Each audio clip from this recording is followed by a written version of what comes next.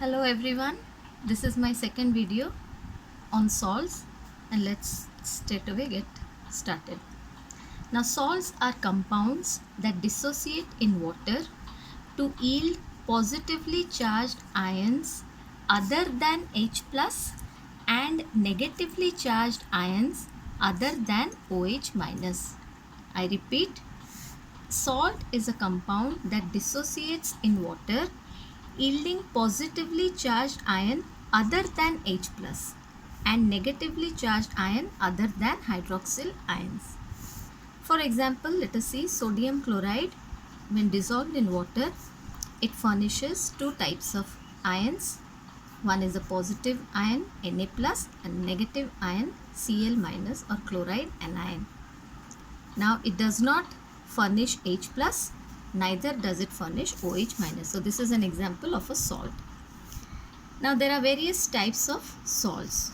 The first one is a normal salt in which all the hydrogens of a salt is, before we start types of salts, let us know that a salt is formed by the neutralization of the H plus ions of an acid with OH minus ion of an alkali to form H2O. So a normal salt is one which does not contain any replaceable hydrogen ions. For example, sodium chloride, sodium sulfate, potassium sulfate, these are all normal salts. We have an acid salt in which there are still H plus ions which can be replaced. They also behave as acids, can be replaced.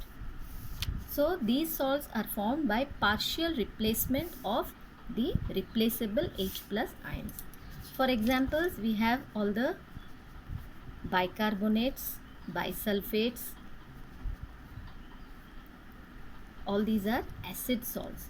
They still contain one more hydrogen ions which can be replaced. These can be replaced by either an ammonium or a positively charged cation. Then the third type of salt is the basic salt. These salts are also formed by the partial replacement of the OH of an alkali. For example, we have basic copper chloride. How do we write basic copper chloride? CuOHCl. Now copper chloride normal salt is CuCl2.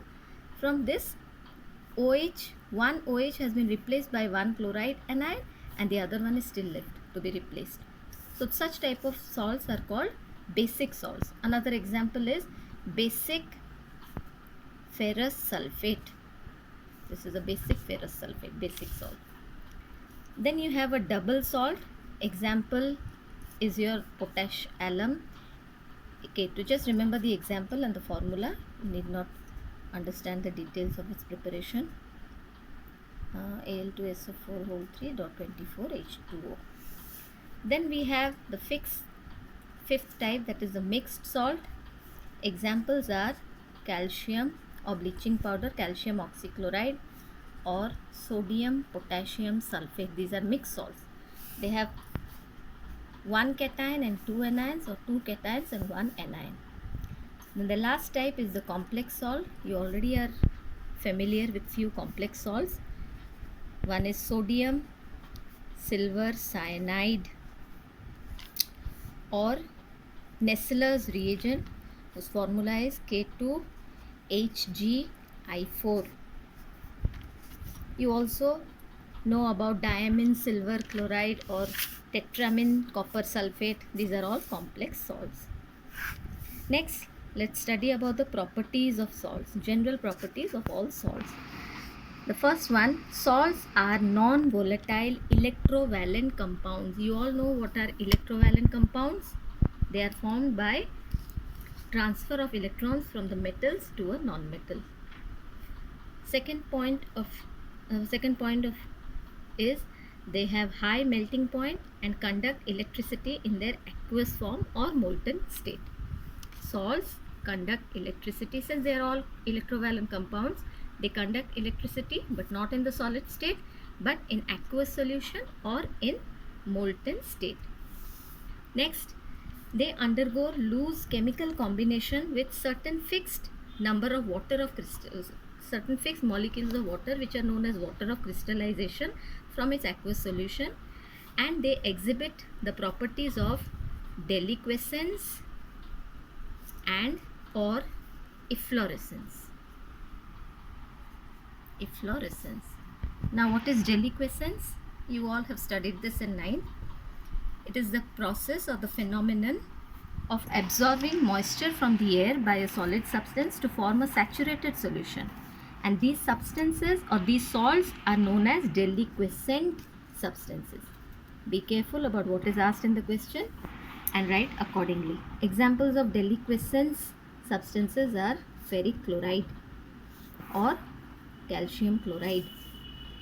And the other type is efflorescent substances, and the phenomenon is efflorescence. This is the process of losing water of crystallization by a hydrated substance when exposed to the atmosphere. These substances or such substances are called efflorescent substances. Examples of efflorescent substances are sodium carbonate. It's an efflorescent substance. When exposed to atmosphere, it loses partially these 10 water of crystallization molecules. Now what is water of crystallization? This also you have studied in 9. It is the fixed number of water molecules present in a salt crystal which enters into a loose chemical combination. And the color and the crystalline structure of the salts is due to the presence of water of crystallization in certain salts. Next, very important is the general method of preparation of salts, which is often asked. Both equation and individual specific preparation of specific salts are given in your books. When you get your books, you can go through them. But broadly, these salts can be prepared. First is by the action of an acid on a metal. You have zinc metal reacting with either dilute sulfuric acid or dilute hydrochloric acid to give zinc sulfate and hydrogen gas. Action of acid on metals, you get a salt. The second one is decomposition of bicarbonates by acids. Here also you get the corresponding acids, and of course along with that you get carbon dioxide and water. Then decomposition of carbonates. Carbonates also give carbon dioxide, water along with the corresponding acids. Suppose with a carbonate you react nitric acid, you will get nitrates of that particular cation. Then decomposition of chlorides by concentrated sulfuric acid. You have the preparation of these two salts. This is an acid salt. You will study in detail about these two salts. Here you have to mention concentrated sulfuric acid and less than 200 degrees Celsius to give sodium bisulfate plus HCl. This is an acid salt. Then you have neutralization of an acid with a soluble or insoluble base. Here you take a base and then you make it react with an acid, you get a salt, and of course the other product is water. This is a soluble base, and you can have another reaction with an insoluble base like zinc oxide, where you will get zinc chloride as the salt and water. Then you have precipitation reaction, in which the salt which is formed is a precipitate. That means it's insoluble. Calcium chloride reacting with sulfuric acid to give calcium sulfate plus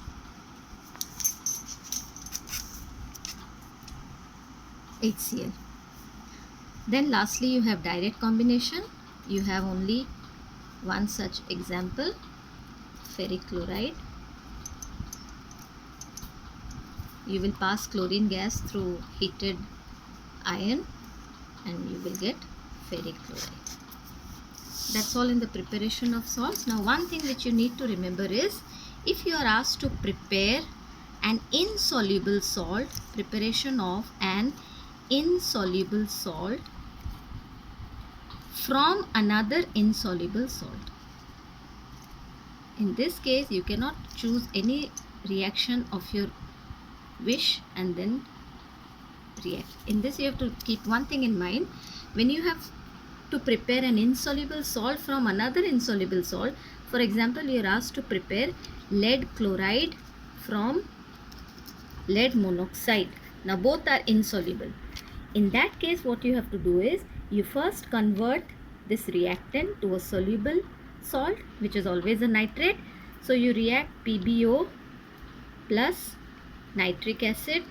It will give a soluble nitrate. All nitrates are water soluble.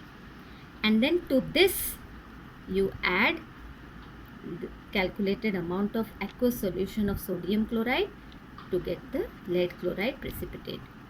This is a precipitate, you all know, which dissolves in hot water. Suppose you are asked to prepare lead carbonate, or you have to convert lead carbonate to lead chloride. So accordingly, you have to first change or convert lead carbonate to lead nitrate by the action of dilute nitric acid, and then lead carbonate can be converted to lead chloride. Is it clear? That's all in the preparation of salts. See you in the next video. Thank you.